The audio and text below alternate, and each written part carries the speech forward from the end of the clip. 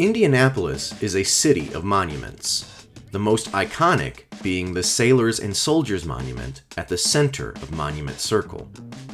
But only 10 minutes away, in a quiet park at 17th and Broadway, is one monument that tends to go unnoticed. On the site of Martin Luther King Jr. Park is where one of the most iconic moments of the 1960s took place. On the evening of April 4th, 1968, hours after King's assassination, presidential candidate Robert Kennedy spoke here to a crowd of supporters. Kennedy's speech was intended to be a campaign speech, yet the content changed after he was informed of King's death. He scribbled brief notes while riding to this location. However, nearly the entire speech was improvised.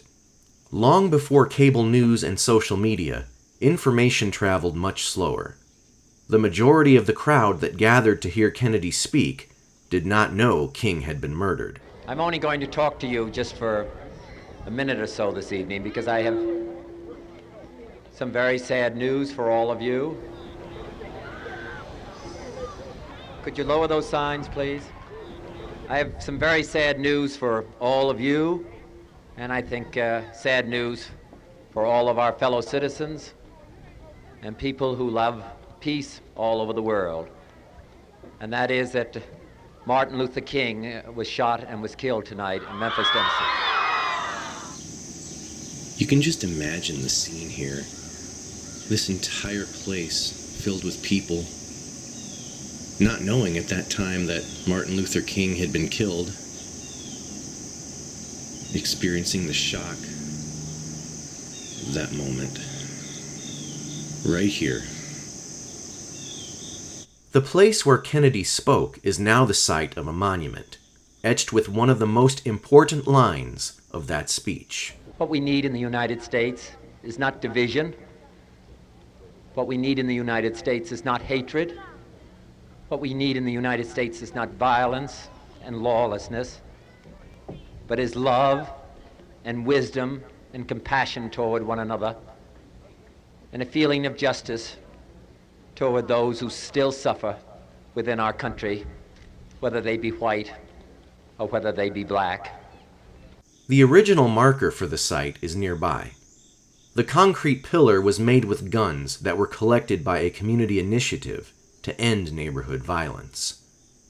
Kennedy spoke for less than 5 minutes, yet the speech is considered one of the best and most important in American history.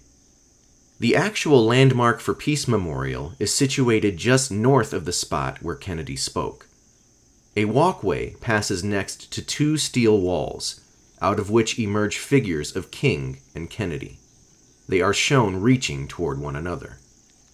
On the north edge of the pathway, a plaque memorializes the complete text of Kennedy's speech. Parts of the same speech would memorialize Kennedy soon after, when he himself was murdered by an assassin, just 2 months after speaking in Indianapolis. This is the text of the speech. I use it as an example in my classes to teach my students the importance of improvisation in public speaking. Because his speech, as powerful as it was almost completely improvised that night. Such a powerful message to all Americans, regardless of skin color, class, ethnicity. I think the most shameful part is it's been 53 years and he could give that exact same speech today, and it's almost like nothing's changed. Still we reach.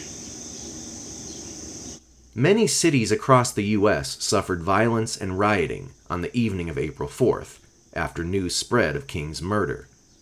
Indianapolis, however, remained calm, and many believe it was because of the pleas in Kennedy's speech.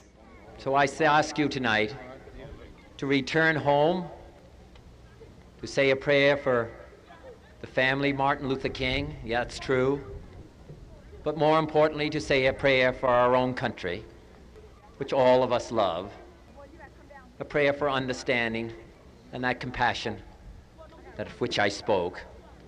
And what dedicate ourselves to what the Greeks wrote so many years ago, to tame the savageness of man and make gentle the life of this world. Let us dedicate ourselves to that and say a prayer for our country and for our people. Thank you very much. For more information on the park and monuments, visit the Kennedy King Memorial Initiative at kennedykingindy.org.